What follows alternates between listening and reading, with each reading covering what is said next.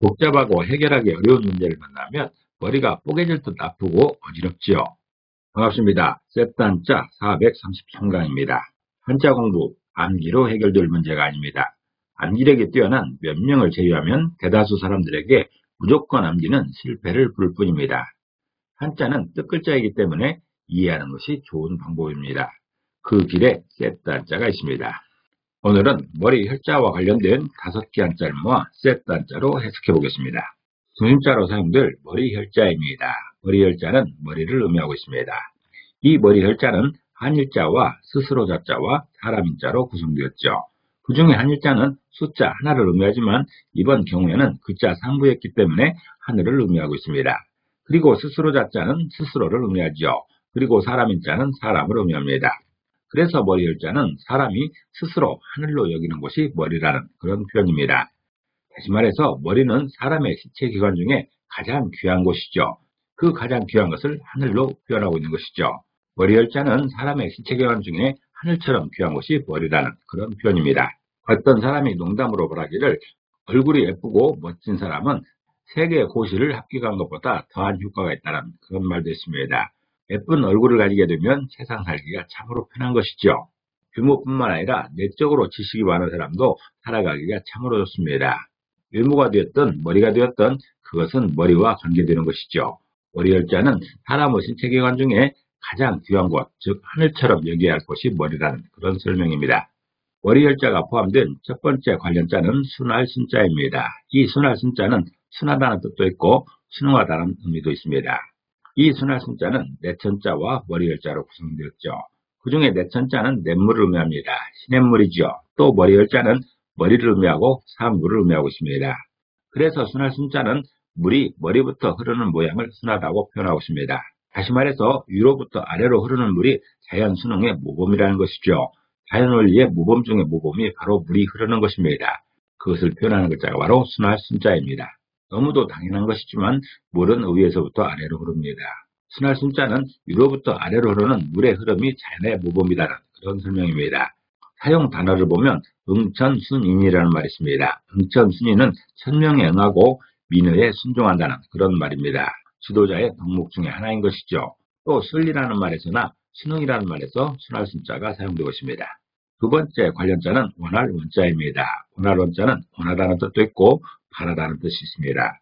이 원할 원자는 근원 원자와 머리 혈자로 구성되었죠. 그 중에 근원 원자는 근원을 말합니다. 처음을 말하는 것이죠. 또 머리 혈자는 머리, 상부를 의미하고 있습니다. 그래서 원할 원자는 처음부터 머리에 있는 것이 원하는 것이라는 그런 표현입니다. 다시 말해서 미래에 대한 소원은 처음부터 가진 마음이라는 것이죠. 누구나 매 순간마다 어떤 생각을 합니다. 어떤 생각들이 뭐겠는가? 그게 바로 바라는 것이라는 것이죠. 그게 바로 원하는 것이죠. 무엇을 먹고 싶은지, 어디를 가고 싶은지, 어떤 것을 하고 싶은지 등등 많은 것을 원합니다. 이것은 사람이 태어나면서부터 갖게 되는 습관입니다. 항상 원하는 것이 머릿속에 있는 것이죠. 원할 원자는 처음부터 머리에 있는 것으로서 미래에 대한 소원은 처음부터 가진 마음이라는 그런 설명입니다. 소원 성취라는 말이 있죠. 소원 성취는 원하는 바를 이루다는 그런 뜻입니다. 또 기원한다든가 염원한다고 할 때 원할 원자가 사용되고 있습니다. 머리 혈자가 포함된 세 번째 관련자는 거느릴 영자입니다. 거느릴 영자는 거느리다는 뜻도 있고 다스리다는 뜻도 있습니다. 이 거느릴 영자는 하여금 영자와 머리 혈자로 구성되었죠. 그 중에 하여금 영자는 명령을 의미합니다. 단속하다는 의미도 있죠. 또 머리 혈자는 머리를 의미하고 상부를 의미하고 있습니다. 그래서 거느릴 영자는 머리에서 내린 명령으로 거느린다는 그런 표현입니다. 다시 말해서 머리에 해당되는 윗사람이 내린 명령으로 발생하는 일이 거느리는 것이라는 그런 설명입니다. 명령은 일반 사회에서도 얼마든지 있지만 가장 많은 곳은 군대이죠. 부인들에게 명령은 생사의 문제입니다. 이렇게 한 명의 지도자가 명령을 하게 되면 많은 사람들은 가게 됩니다. 길이 어디라 할지라도 가야 되는 것이죠. 비록 죽음의 길이라 할지라도 가야 됩니다. 거느릴 영자는 머리에서 내린 명령으로 거느린다는 것으로서 윗사람이 내린 명령으로 발생하는 일이 거느리는 것이라는 그런 설명입니다. 사용 단어를 보면 요령부득이라는 말이 있죠. 요령부득은 사물의 주요한 부분을 잡을 수 없다는 뜻으로서 말이나 글의 요점을 잡을 수 없을 때 이르는 말입니다. 또 대통령이라고 할 때나 영토라고 할 때 다스릴 영자가 사용되고 있습니다. 네 번째 관련자는 칭송할 송자입니다. 이 칭송할 송자는 칭송하다는 뜻이 있죠. 이 칭송할 송자는 공변될 공자와 머리일자로 구성되었습니다. 그 중에 공변될 공자는 공변되다는 뜻입니다. 공평하다는 뜻이죠. 또한 머리혈자는 머리를 의미하죠. 상부를 의미하고 있습니다. 그래서 칭송할 송자는 머리가 공변되면 칭송을 받는다는 그런 표현입니다. 다시 말해서 조직의 상부가 일을 공평하게 처리하면 칭송을 받는다는 그런 표현인 것이죠. 공변이라는 것은 일을 사사롭게 처리하지 않고 공평하게 처리하는 것을 말하고 있습니다. 언제부터인지 우리 사회에 공정과 상식이라는 말이 유행하고 있습니다.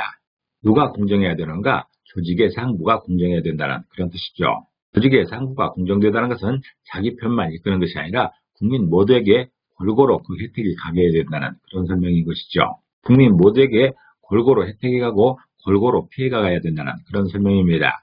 어떤 사람만 집중적으로 혜택을 주고 어떤 사람에게는 집중적으로 피해를 준다면 공정한 것이 아니죠.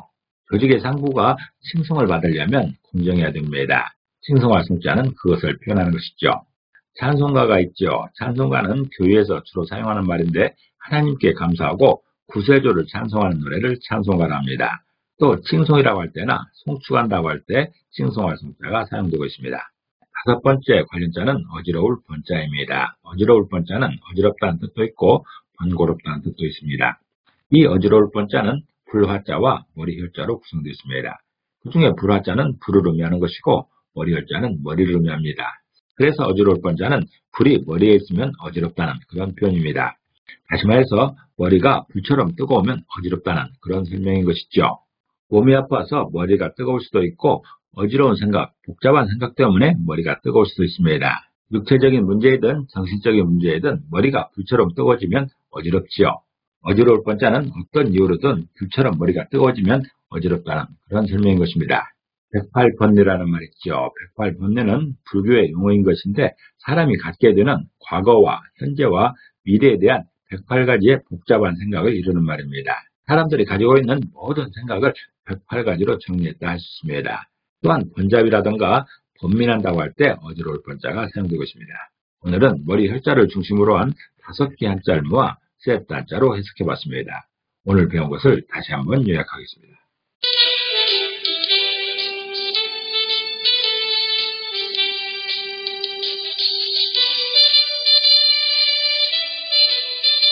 오늘도 평안하시기를 기도합니다. 감사합니다.